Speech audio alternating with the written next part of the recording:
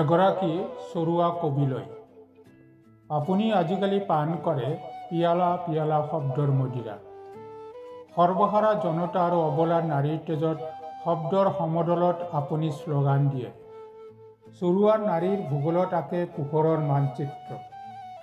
যেতিয়া আপুনি আপোনাৰ আওহতীয়া গাঁৱৰ পৰা নামি আহে, তেতিয়া এন্ধাৰবোৰ জুম পাতে। এজাক গৰখীয়াই ফিচিঙা ফিচিঙিয়াকৈ চাই থাকে স্তনৰ ভৰত হেলনীয়া গাভৰুলৈ। তাই নিষিদ্ধ নদীত গা ধুবৰ বাবে ঘাটৰ পৰা অঘাটলৈ লৈ যায় মুখত সোপা দি। পিছদিনা বাতৰি কাকতত অজলা আখৰত ছপা হ'ল, তাই হেনো আত্মহত্যা কৰিছে।